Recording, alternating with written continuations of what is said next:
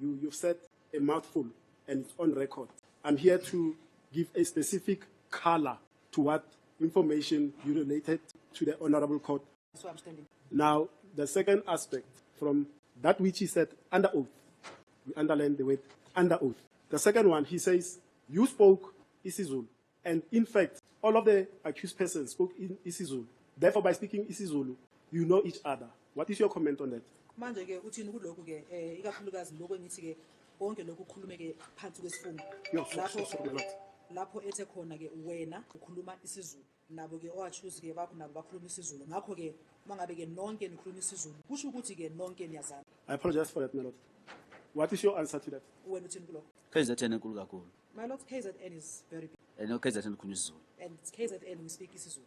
Angibazi abantu base KZN bonke. And I don't know everybody in KZN. So akusho ukuthi bangikhuluma isiZulu ngizokwazi bonke abafethu laba nginabe court. It does not mean that since I speak isiZulu I'll know my co-accused who are with me here in court. So lento ayikho ayikhuluma yena wayizama ukuthola indlela ukuthi enze lokho akufunayo. No, he was just trying to find a way of doing his own thing. Brigadier Gininda further testified that photographs were found in the downloads of your phone, and specifically a photograph of the murder weapon, the firearm that shot Senzo, was amongst the photos that were downloaded from your phone.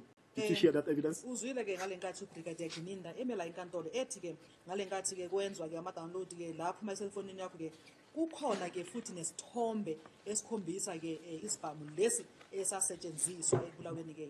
Did you hear that evidence? Uzwile ke ngalenkathi ethula ekhuluma lobufakazi lapho inkantolo. Yebo ngizwile. Yes. From the photographs in Exhibit S, we've all seen Exhibit S, whether Mr. Makaza is here or not.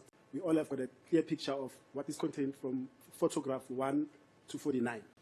Manje ke ngokuya ke ngofakazi ke Exhibit S sonke la inkantolo ke lezo sithombe lezo siyasazibona noma ngekho ke Mzansi Makhaza kodwa le thombe lezi ke soya ku 1 ufika ku 49 sonke siyazazi futhi sonke sizibonile.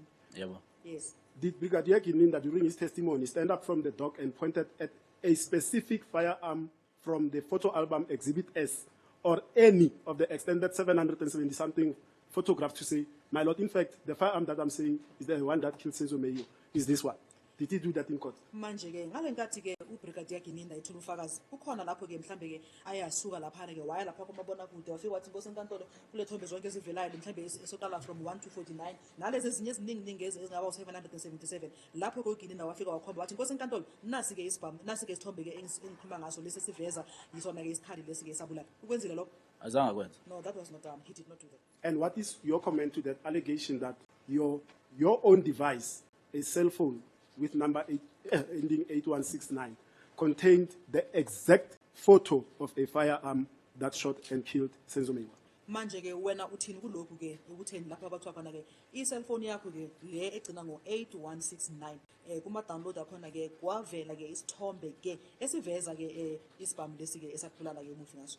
Mina ngithi amanga lawo. I'm saying it's all lies. Ngoba sila icourt isihamba lona iCase yaSenzo Meyo. Because since we're here in court, that's the case of the case that we are charged with, the Senzo Meyo case. Besofakwa kuso lesi screen sesibone. That picture was going to be also projected on the screen so that we can also see it. So amanga lawo indlela ayikhandela yona nje. So it's just a lie, you're just fabricating things. And in his statement, and Mr. Mnisi also took you through this, Brigadier Gininda says there is a photograph of a clear plastic bag with wads of money. And that photograph is found in the downloads of Mr. Mnube, Ms. Kelly Kumalo, Mr. Longwe Twala. And further, he says this. The photograph is found, and I quote him now, in the same exact position, location, or your spot in your phone, as well as that of Kelly Kumalo. The photograph is finding the same. Uyachaza futhi ke na ke umzali Gininda ke ngalenkathi eshuthi ke kule sithombe lezi eza downloadwa ke fonini yakho ke kunesikhwama ke esemali esigcwele imali eningi ngaphakathi futhi leso sithombe sona leso esefonini yakho ke siyatholakala futhi ke nase sithombeni zakho Ncube uKelly Khumalo noLonge Thwala aphinde futhi aqhubeke athi ke sithombe lesi sitholakala endaweni efanayo ngendlela futhi efanayo emafonini wenu. Now, before you answer, Mr. Mnube, you answered at length to this question in your exchange with Advocate Muniz. In brief, summarize it. What is your response to this allegation that the cell phone is found in the exact position, location, or in spot in the same way as in the phone of Ms. Kelly Kumalo?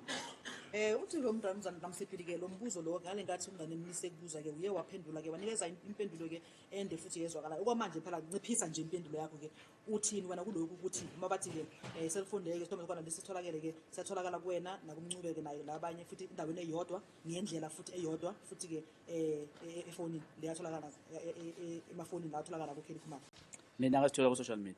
I found that photo in the social media. Kanti futhi okukaGininda nolonga nguzwa okukaKelly Khumalo nolonga nguzwa ngoGininda zange ngibone ithombe zefoni yakho la. And about Kelly Khumalo and Longwe, I heard that from Gininda. I did not see from their phones. Did you share this photograph with Miss Kelly Khumalo in any way? Manje ke wena lesithombe leso uyosithumela mhlambe ku Kelly Khumalo. Ukuba ngingasithumela efonini yami bekuzokule phone yami le khona 205 yami bizoveza phone number yaKelly Khumalo. If I had sent that picture to Kelly Khumalo, my phone statement, the 205, would have shown Kelly Khumalo's number. Ngoba ingavezi ifoni kaKelly Khumalo ikhomba khona uKelly Khumalo asazani naye. Since it does not show Kelly Khumalo's number, it's a clear indication that I don't know him well. We don't know each other. Azange ngize ngimsendele. And I did not send her the photo. Naye azange ngisendele. And she did not send the photo to me. Did you share this photograph with words of money in a bag with Mr. Longwethala? Manje ke lesithombe lesi ke esikhombisa ke isikhwama ke esigcwele imali uye wasithumela wena kumngane Longwethala. Okokuqala nje akumazi wakumazi. Firstly, I don't even know him. Azange ngize ngimsendele. And I did not send him the photo. Naye azange futhi ngisendele. And in return, he also did not send me the photo. And you said in your answer, what is the source of this photograph? You said you found it where? Uthe manje ngale ngathi unika impendulo uye wathi isithombe leso sithole kuphi? Social media. Social media. And by that answer, should I understand you in the following way? That this is an image that was downloaded from the internet or social media, as you say, that many other unrelated people will possess. Manje ke uma ke mhlambe ngikuzwa kahle uthi wena lesithombe lesi ke lapha ku social media isithombe ke singathola noma ubani nabantu ke abangazi lutho ngalecala le. Yebo kunjalo. Yes. Social media yawo wonke umuntu. Yes, because social media is for everyone. And Brigadier Gininda, in respect of this aspect of the money bag, he testified as follows, and I'm quoting him, that there is no reasonable explanation why Kelly Khumalo would share the same image of a bag full of money with you, that is, and he said, with the killers of his boyfriend. Ubrigadier Gininda ngale nkathi ke thulufakazi ke uye wathi ke ngiyathatha ngibeka amagama uthe ke ayikho ke incazelo ke engazwakala noma ke engamukeleka ukuthi kungani uKelly Khumalo angaba nesithombe ke esifanayo nabantu ke ababulale isoka lakhe. The question now will be this: did Brigadier Gininda tell the court as to his basis to say Kelly Khumalo shared a photograph of a bag of money with the killers of his boyfriend? Ubrigadier Gininda ke uye wachazela la nkantolo ukuthi ke ususela laphi lokho ukuthi ke uKelly Khumalo uye wathumela noma ke washara ke lesithombe lesi ke nabantu esinemali.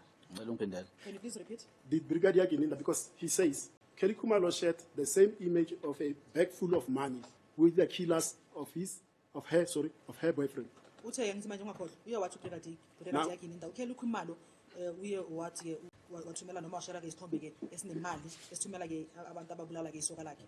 Now my question is this: did Brigadier Gininda expound and explain to the court the basis on which he formed this assertion that you and Kelly Khumalo, or the killers of Kelly Khumalo's boyfriend, shared a bag full of money photo with Kelly Khumalo?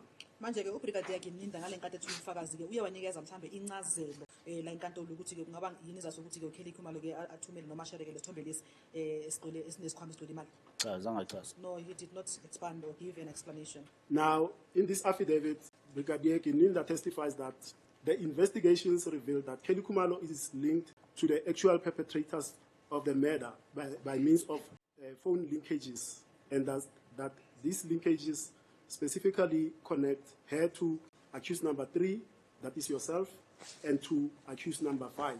That's what he wrote in that affidavit in support of an application for warrant of arrest. Cell phone linkages link Kelly Khumalo to yourself and Ms. Tantuli. What do you say to that?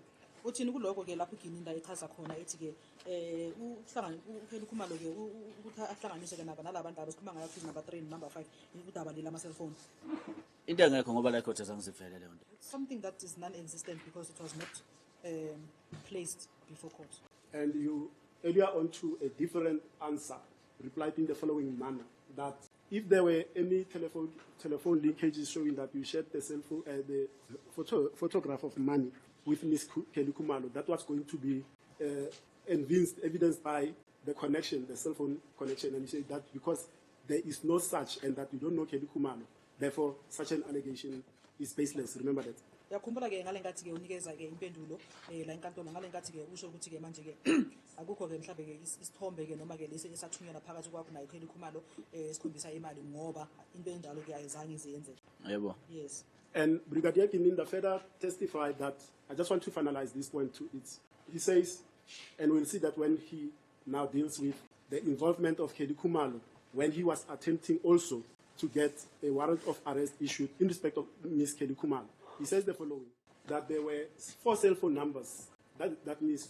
Kelly Khumalo failed to disclose to the investigating team that they found later. Did you hear him say so?